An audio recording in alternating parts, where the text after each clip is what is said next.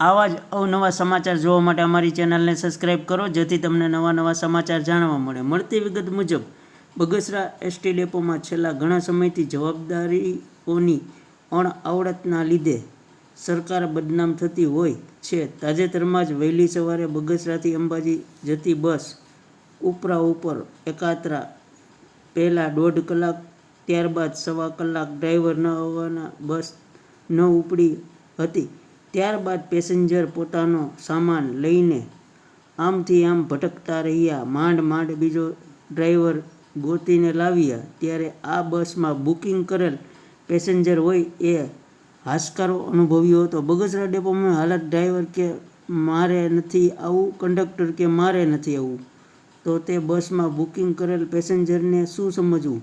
અનેકવાર વિભાગ નિયામકને પણ બગસરાની વિવિધ સંસ્થાઓ દ્વારા આ ડેપો મેનેજરની ફરિયાદ કરી અને બગસરા ડેપોમાં ગેરરીતે વહીવટ હાલતો હોય, જેથી પેસેન્જરો હેરાન થતા હોય, તે ફરિયાદો સરકારશ્રી સુધી પણ પહોંચી છે. ત્યારે આવનારા સમયમાં કંઈક નવા જૂની થશે તો નવાઈ ન કહેવાય.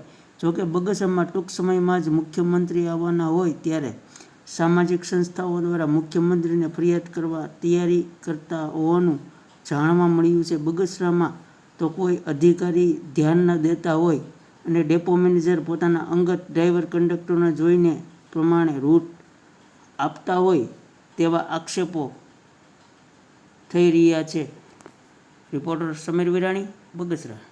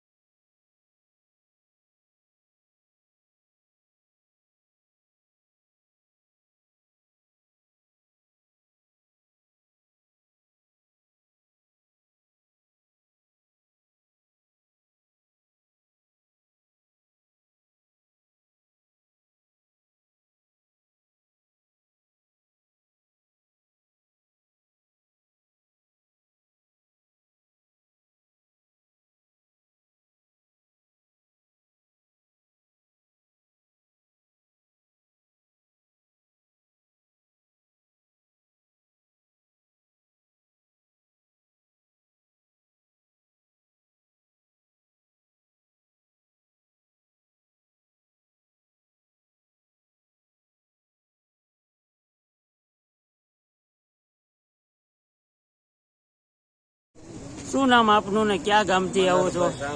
ગામ નવીયાળી. અહીંયા 6:30 વાગ્યાના બેઠા છીએ. બગસરા અંબાજી બસ આવેલ નથી. હજી કોઈ એનું ઠેકાણું નથી, કોઈ જવાબ આપતું નથી.